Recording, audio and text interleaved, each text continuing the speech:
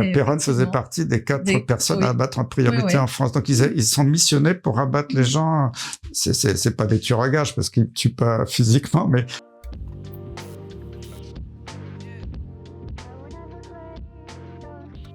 Bienvenue dans cette nouvelle interview en studio du Média en 442. Aujourd'hui, j'ai le plaisir de recevoir un invité qui connaît très bien la maison et qu'on a toujours plaisir à recevoir. Il s'agit du professeur Christian Perron. Bonjour.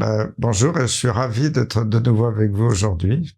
C'est toujours vraiment un vrai plaisir de vous recevoir. Merci beaucoup. Alors, je vais pas rappeler votre CV, votre long CV et votre longue carrière parce que maintenant tout le monde vous connaît très bien. Je dirais juste que vous avez été ancien chef de service des maladies infectieuses de l'hôpital de Garches, professeur des universités. Vous avez été entre autres vice-président et président du conseil scientifique de la Fédération française des maladies vectorielles ATIC. Alors, encore une fois, merci d'avoir accepté notre invitation. Vous venez tout juste de rentrer, il y a 15 jours à peu près, de Washington. Comment vous allez, professeur Perron? Je vais très bien, mais c'est vrai que depuis que je suis retraité, je n'arrête pas. Je suis de plus en plus sollicité en France, à l'étranger. Mais je le fais avec plaisir parce que je crois que les Français ont besoin d'y voir clair. Et j'espère qu'avec un petit peu de mon côté, j'ai essayé de les éclairer depuis le début de cette crise. Et je vois que les Français me sont très reconnaissants parce que, vous voyez, là, je suis venu dans votre studio. Maintenant, plusieurs fois par jour, je suis reconnu dans la rue, dans le métro. Les gens viennent me féliciter. C'est sympa parce que je me dis, j'ai pas fait ça pour rien. Et puis, je l'ai pas dit, mais vous êtes actuellement vice-président de bonsens.org, une association qui a été créée pendant la crise du Covid. Alors, vous rentrez de Washington. Effectivement, vous êtes allé assister à la 5e rencontre de l'International Crisis Summit, qui a réuni des scientifiques internationaux, des politiciens aussi, américains, européens. Alors, l'événement s'est tenu du 21 au 25 février dernier au Congrès américain. La France était représentée par Vincent Pavant, mathématicien, Emmanuel Darle, qui est maître de conférence à l'université de Poitiers, qu'on a d'ailleurs reçu tous les deux, et vous-même. Alors, avant de nous raconter ce qui s'y est passé, quel était l'objectif de cette rencontre? Alors, il y avait 2 choses. Il y avait le congrès ICS, là, comme vous avez dit, c'était la 5e édition. Il avait commencé il y a quelques années en Europe. Moi, j'avais déjà été au moins 2 fois à ces réunions, 2-3 fois. Et ils m'ont réinvité parce qu'ils faisaient la 5e édition à Washington. Alors, c'était un congrès très dense qui durait 2 jours. Il y avait énormément d'intervenants.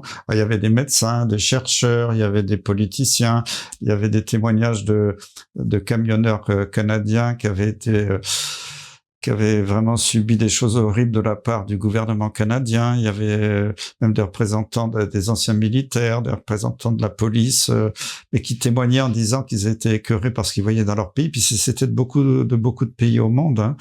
Alors le thème global, c'était toute la fraude, tout ce qui était caché par les gouvernements pour nous manipuler. Je sais plus le terme exact, mais ça voulait dire un peu ça. Puis après, parmi les 3 Français, j'ai eu la chance d'être sélectionné pour participer à une réunion organisée au sein du Sénat américain dans la superbe salle Kennedy du Sénat. Alors c'est le sénateur Ron Johnson, qui est le sénateur du Wisconsin, qui avait organisé ça. On est à peu près une vingtaine de personnes du monde entier. C'était super parce qu'il y avait des médecins, il y avait par exemple un financier qui avait été un trader à Wall Street, qui avait travaillé pour BlackRock pendant des années, il expliquait qu'il gérait des portefeuilles de milliards de dollars. Il expliquait toutes les magouilles financières. Après, il y avait une autre femme aussi qui avait travaillé dans l'industrie pharmaceutique, qui révélait aussi toutes les magouilles au sein de l'industrie. Donc, c'était des repentis qui parlaient. Ils sont courageux d'ailleurs de parler publiquement.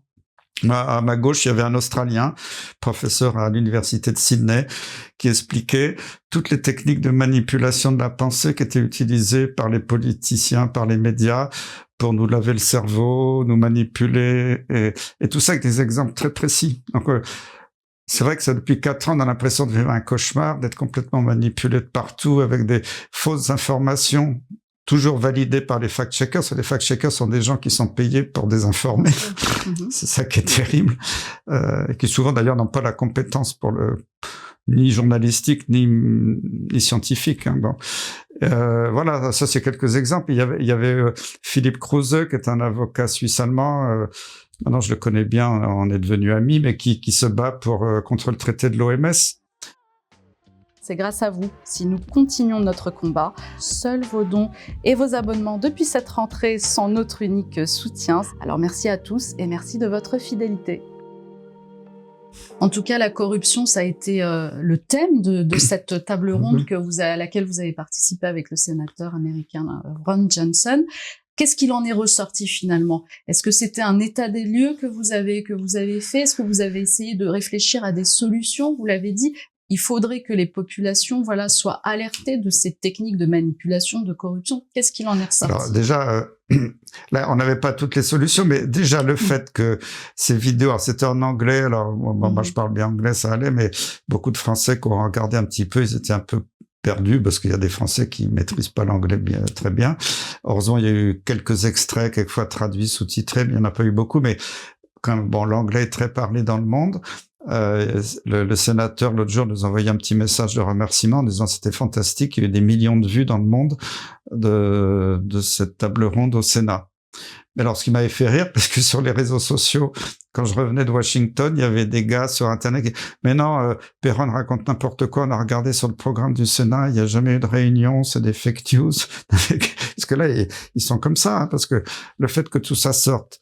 Alors, je suis d'accord, c'était pas la séance plénière du Sénat, mais c'est tout à fait légal aux États-Unis. Un sénateur peut organiser une table ronde publique. Ça se produit de temps en temps aussi en France, mais... Est-ce que l'événement a été médiatisé d'ailleurs? Est-ce qu'il y a eu des médias américains? Ils avaient invité tous les médias principaux, dits principaux, parce que maintenant c'est des médias, on dirait plutôt aux ordres. Je crois qu'ils sont pas venus. Mais avec les réseaux alternatifs, c'est une diffusion fantastique. Oui, puis en termes d'habitants, on n'est pas du tout sur la même la même proportion qu'en France. C'est pour ça que quand je suis rentré, comme je voyais que les Français étaient un peu perdus, ils savaient pas trop ce qui s'était dit, ce que j'avais dit, j'avais écrit une petite lettre qui fait 2 pages en français, vous avez peut-être vu, mais qui résumait un petit peu la situation, ce que j'avais observé, ce que j'avais dit. Et il y avait le témoignage de plusieurs camionneurs canadiens, c'était épouvantable ce qu'ils ont vécu. Il y avait un pauvre gars, il était d'origine roumaine, il avait connu Ceausescu quand il était petit. Il est parti au Canada en disant je vais dans une démocratie, jamais je revivrai ça. Et là, quand il est arrivé à Ottawa, alors qu'il était tout à fait pacifique, les flics l'ont tabassé, il s'est retrouvé blessé. Il y en a d'autres qui disaient qu'on avait cassé leur camion volontairement. Puis après, comme Trudeau n'arrivait plus à les chasser d'Ottawa, qu'il avait la trouille, il a coupé leur compte bancaire. Donc les gars, ils se sont retrouvés là. Ils avaient fait quelquefois 3000 kilomètres en camion en plein hiver. Ils n'avaient plus rien à manger avec leur carte bancaire qui était désactivée. Ils pouvaient même plus acheter un sandwich. Et heureusement, il y a une solidarité incroyable du peuple canadien qui a fait des cagnottes, qui est venu les nourrir. Mais après, ils avaient plus le choix. Ils étaient obligés de partir pour rentrer chez eux. Alors ça m'a interpellé parce que je me souviens 6 mois avant, comme ça, je discutais à Paris avec des amis. Je disais, tels qu'ils sont partis, si on commence à être trop dans l'opposition, un jour, ils vont nous couper nos comptes bancaires. Alors, les gens m'ont dit, Christian, qu'est-ce que tu racontes? T'es complotiste, ça se fera jamais, c'est pas possible. On a eu un exemple grandeur nature de l'imposture des politiques en difficulté qui sont capables de vous couper votre compte bancaire. C'est pour ça que c'est très dangereux, là, la nouvelle réinitialisation que l'État profond voudrait réaliser, le Great Reset, parce qu'ils veulent supprimer, même Christine Lagarde l'a annoncé récemment, c'est pas moi qui le dis, Christine Lagarde l'a dit publiquement, qu'on allait aller vers l'euro numérique, c'est-à-dire qu'on n'aura plus d'argent liquide et que tout sera contrôlé, puis si on plaît pas au gouvernement, d'un clin d'œil, ils pourront couper votre compte bancaire, comme il y aura la reconnaissance faciale partout avec les Jeux Olympiques. Si je fais, je sais pas, quelque chose qui plaît pas au gouvernement dans la rue ou qu'on enregistre, parce que maintenant il y a même Macron en train de faire passer une loi pour dire que même des conversations privées qui dérangeraient pourraient être sur délation d'un ami, un très bon ami qui serait à table avec moi. De la famille aussi, peut-être. On a vu ça dans les pays de l'Est, on a vu ça du temps des grandes dictatures. On pourrait appeler la police en disant, vous savez, Perron, il a dit ça, c'est pas bien. Et je pourrais me retrouver, et c'est écrit en toutes lettres dans la loi, je pourrais être en garde à vue. Et on hallucine. Et puis alors, je pense que comme ils vont trop loin, de plus en plus de gens sont éveillés. Moi, je le vois partout autour de moi. Il y a 2 ans, les gens dormaient complètement. Mais maintenant, les gens commencent à se réveiller, à se poser des questions. Je suis d'accord qu'ils sont pas encore totalement majoritaires. Mais moi, je fais pas de sondage dans Libération, le Parisien. Des gens me reconnaissaient un peu dans la rue il y a 3 ans, mais là, le fait que depuis quelques mois, de plus en plus, quelquefois c'est 5 fois par jour, on me reconnaisse, pour moi, c'est un sondage. Ça veut dire que, tiens, il y a de plus en plus de gens qui me suivent. Et ça, c'est bon signe. Hein. J'ai pas fait ça pour être reconnu, je m'en fous, mais ça me fait plaisir parce que je me suis battu pour essayer de défendre les Français contre cette oppression. Et là, je vois que dans leur cœur, ils me le rendent bien parce qu'ils ont toujours des messages hyper chaleureux quand ils me voient. Et moi, je vais peut-être pas être objective là sur ce coup-ci, mais moi, je crois fortement à votre combat et surtout, voilà, votre sincérité, vraiment, professeur Perron. Ça, je vous l'ai jamais dit, mais là, je le dis en public, gentil, vraiment, merci. vraiment. Je voudrais qu'on revienne à ce qui s'est tenu aux États-Unis, à Washington. Quand on rencontre comme ça ses pairs, qu'est-ce qu'on se dit hors caméra, en aparté, qu'est-ce qu'on se dit? Déjà, il y a un sentiment de solidarité. Mon collègue de Sydney, que je connaissais pas du tout, m'a dit « Oh, c'est super ce que vous faites en France ». Et ce qui m'a étonné aussi, c'est que j'étais très suivi à l'étranger. Même le sénateur, quand il m'a posé la question, il m'a dit, bon, on sait tous depuis longtemps aux États-Unis que vous avez été radié de votre chefferie de service. Ils sont au courant. Ils savaient tous que j'avais gagné mon combat au Conseil de l'Ordre et que je n'avais pas été radié de l'Ordre des médecins. Et moi, le petit Français, j'étais étonné de voir à quel point j'étais suivi. Alors, il n'y a pas que moi, mais... Et ce qui m'a aussi fait très chaud au cœur dans les couloirs, c'est que tous, hein, les Américains, Canadiens, Australiens, Mexicains, Européens, ils sont venus me voir en disant « Bravo la France, vous avez été dans les tout premiers à dénoncer des impostures, vous êtes des vrais résistants, vous avez commencé à éclairer le monde » et ils m'ont dit « La France est tombée bien bas aujourd'hui, on le sait, mais doit retrouver son rôle de pays des Lumières. » Et quand c'est des étrangers qui me disent ça, ça m'a fait chaud au cœur, hein, parce que je pensais pas qu'il y avait une telle reconnaissance mondiale du travail qu'avec quelques copains on a pu faire, et puis d'autres, parce que c'est vrai, quand on regarde de façon un peu isolée, beaucoup se sont battus. Malheureusement, en France, j'en connaissais je citerai pas de nom, mais des gens très bien qui avaient commencé le combat, puis qui ont arrêté, parce que je le sais, ils me l'ont dit personnellement, ils ont eu des menaces. Et c'est triste, mais enfin, je les comprends, on peut pas se battre partout, toujours.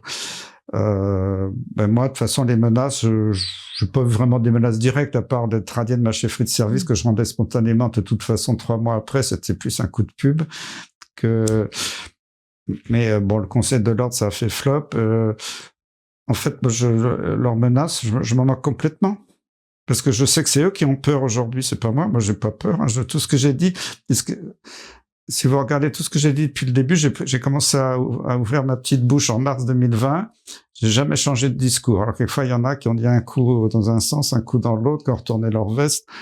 Bon, moi, je suis droit dans mes bottes.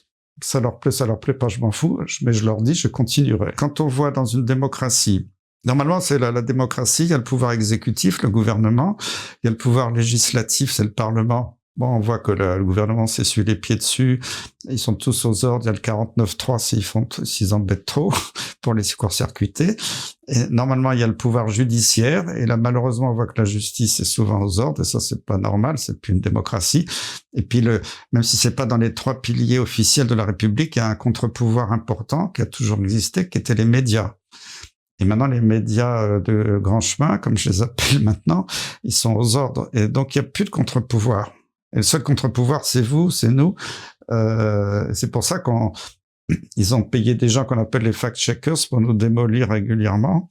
Puis j'ai découvert ces personnes-là. Alors, certains avaient un petit passé de journaliste ou soi-disant scientifique, mais souvent, ils n'ont aucun CV dans ce domaine. Et puis, c'est des gars très péremptoires qui se permettent ils sont la science infuse, de dire celui-là, c'est un idiot, il doit dégager. Et quand on regarde surtout, ce qui m'a beaucoup amusé, parce que moi, ils me font rire, hein, c'est des clowns. Mais quand ils m'attaquent et que moi, je donne des faits très précis, scientifiques, avec toutes les sources, dans une vidéo, dans un petit article, et qu'ils essaient de me dégommer, ils ne reprennent jamais les points scientifiques. Ils sont incapables, de toute façon, ils n'ont pas les arguments contre moi. Ils se contentent de faire un gros titre provocateur, en disant, bon, la chute du professeur Perron qui délire. Et puis, dans l'article, il n'y a rien. C'est dire, bah oui, non, Perron dit n'importe quoi. Perron, c'est un anti-vax. Perron d'extrême droite. Perron, je sais pas quoi. Mais c'est creux. Et alors, ce qui m'avait fait rire, c'est quand, vous savez, il y avait Antoine Daoust qui avait créé Fact and Furious, qui était un site de fact-checking. Et bon, je sais pas, il avait des problèmes conjugaux, sa femme a un peu balancé tout, mais elle avait raconté comment il était payé pour dégommer certaines personnes. Alors moi, j'étais très fier parce que dans l'interview que sa femme avait faite, elle avait dit que sur la liste de son mari, on était 4 hommes à abattre. Mais en plus, je me souviens très bien parce que je vous ai reçu, c'était l'année dernière, en novembre 2023, non, novembre 2022, pardon, et je vous ai reçu, en fait, le lendemain de ces déclarations, voilà. et on en avait parlé un peu en off, et je sais même plus si vous l'aviez dit, en fait, je me souviens plus, mais en tout cas, Péronne faisait partie des 4 personnes à abattre en priorité en France. Donc, ils sont missionnés pour abattre les gens. C'est pas des tueurs à gages parce qu'ils tuent pas physiquement, mais ils essaient de... Et surtout, dans la grande manipulation, ce qui m'a frappé, j'ai découvert que les titres des articles n'avaient rien à voir avec le contenu. Il y a un média qui publie un article, en gros titre, énorme, tous les chercheurs de l'INSERM contre le professeur Péronne. Alors je dis, oh là là, si j'ai tout l'INSERM contre moi, c'est du sérieux. Puis je lis l'article, il y avait un seul gars qui travaillait à l'Agence nationale de recherche sur le sida, qui est rattaché à l'INSERM, mais c'est pas directement l'INSERM. Donc, un seul gars qui est même pas directement dans l'INSERM, qui me critique. Donc, moi, je disais que des choses très précises. Et lui, rien, c'est dire, Péronne dit des bêtises. Alors, comme les gens, maintenant, sur leur smartphone, ils regardent que les titres vite fait. Après, les gens arrivent au boulot, le soir, dans leur famille. Oh, t'as vu, Péronne, il a tout l'INSERM contre lui, donc c'est un charlatan. Alors que dans l'article, il n'y a pas du tout ça. On parlait pas du tout de l'INSERM, mais il y avait un seul gars. Donc, vous voyez là, alors j'en ai parlé parce que j'ai des copains journalistes, et ils me disent, t'inquiète pas, c'est normal, maintenant, c'est pas les mêmes personnes qui écrivent les titres et qui écrivent l'article. Le journaliste écrit son article et après, on demande à une autre équipe d'écrire le titre choc qui va faire du buzz. Et bon, tout ça me fait rire, ça, ils vont pas m'impressionner avec leur manipulation. Mais on espère bien, professeur Péronne, on espère bien que ça vous fait plus rire qu'autre chose. Il vaut mieux en rire qu'en pleurer parce qu'ils sont minables. Hein. Et puis, le combat risque de durer en plus. Donc, on a encore besoin de vous, voilà. Le gouvernement français s'active puisque on va parler de la loi, de cette loi de l'article 4 contre les dérives sectaires. Elle a été adoptée le 15 février dernier. Alors, l'amendement, je cite, rétablit les nouvelles infractions de provocation à l'abandon ou à l'abstention de soins, ou à l'adoption de pratiques dont il est manifeste qu'elle expose la personne à un risque grave pour sa santé. Qu'est-ce que cela signifie? Alors, ça signifie que, c'est vieux, d'abord, ils veulent mettre à la poubelle toutes les médecines naturelles. Alors, je dis pas que dans le domaine, il n'y a pas des charlatans, bien sûr qu'il y en a, mais si vraiment les médecines naturelles étaient reconnues officiellement, analysées sérieusement, évaluées avec des critères scientifiques sérieux, elles existeraient tout aussi bien que la médecine classique.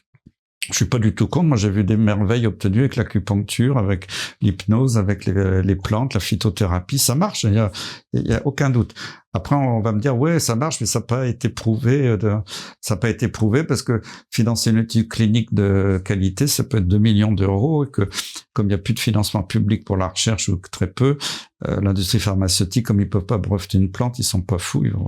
Voilà. Donc, ça, c'est le contexte général. Donc, ils veulent déjà, et les gens, d'ailleurs, on diabolise les nutritionnistes, mais c'est vrai, moi j'ai vu dans des maladies chroniques le fait d'arrêter le sucre, d'avoir une alimentation, de manger plus de fruits, de choses fraîches, ça améliore je l'ai même vu sur des marqueurs sanguins, sur des gens qui avaient des maladies chroniques, même des gens avec des cancers, avec des maladies auto-immunes qui allaient mieux. Moi, j'ai rencontré un monsieur là, très sérieux qui devait avoir un poste important, costume cravate avec le gilet, la Légion d'honneur. Je l'ai rencontré par hasard dans une réunion, je me souviens pas de son nom, mais qui m'a dit, ouais, professeur, ça fait 4 ans que j'ai un cancer du pancréas métastasé.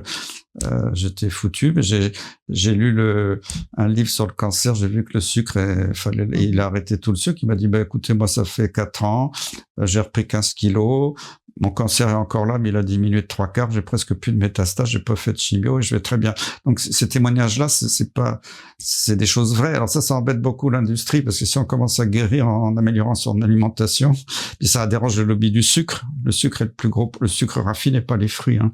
C'est un gros poison aussi. Donc voilà, on voit qu'il y a tous ces intérêts économiques derrière. Et c'est dramatique, c'est une attaque frontale contre toutes les libertés, même d'expression. Et d'ailleurs, ça m'a frappé parce que quand je suis allé aux États-Unis, ils étaient déjà tous au courant de la loi. Et même j'ai vu là encore dans un rapport politique américain hier, il y a je sais plus qui c'est, mais un politicien américain qui a alerté toutes les autorités américaines en disant attention que les États-Unis ne sombrent pas comme la France dans la suppression des dernières libertés d'expression. Et ça les a impressionnés aux États-Unis, cette loi. Et la nouvelle qu'ils sont en train de rajouter, dire qu'on aura, même en privé, on pourrait être dénoncé, ça rappelle les pires heures de la Gestapo, de la milice, hein, ou de la Stasi dans les pays de l'Est. Et à chaque fois, ils cherchent à restreindre. Moi, j'ai voulu changer ma voiture. Bon, j'ai pas une voiture de luxe, j'ai un modèle break un petit peu gros. Mais le vendeur de voitures a dit, maintenant, si vous voulez changer ce modèle thermique, il y a plus de 5 000 € de nouvelles taxes sur les moteurs thermiques. Ils vont faire crever tous les Français, les pauvres gens qui sont dans les campagnes, qui ont besoin de leur voiture. Et les voitures électriques, on sait que c'est pas toujours terrible, on peut pas. Vous voyez, ils sont en train d'essayer de tout utiliser, mais la santé, ça fait peur aux gens. C'est des grandes techniques de manipulation. Mais si les gens maintenant sont éveillés, bon, ils vont rigoler, puis ne plus. Il faut que les gens arrêtent de croire à leurs bêtises, apprennent à dire non. Ouais, quand je suis venu dans la rue là tout à l'heure, je voyais une école avec des grandes pancartes partout qu'ils étaient en train de fermer l'école ou les classes parce qu'il n'y a plus de personnel. C'est horrible ce qu'ils font à nos gamins. Et le niveau d'éducation a complètement chuté. Je vois maintenant en 6e, il y a un rapport officiel qui dit qu'il y en a plein qui savent même pas maîtriser l'écriture et le calcul en 6e. Avant, au certificat d'études, les gens faisaient des dictées parfaitement écrites avec la plume sergent-major. Mais je crois que c'est voulu tout ça. Il y a la fabrique des crétins, la fabrique du consentement. C'est des livres très intéressants qui montrent comment on arrive à manipuler les foules. Merci beaucoup, en tout cas, professeur Perron, d'avoir été notre invité. Merci beaucoup. Je vais vous inviter à dédicacer, à signer notre livre d'or, si vous êtes d'accord. Et n'oubliez pas de vous abonner à notre chaîne YouTube. Vous êtes de plus en plus nombreux à nous suivre. Merci à tous et merci de votre fidélité. Merci. Merci.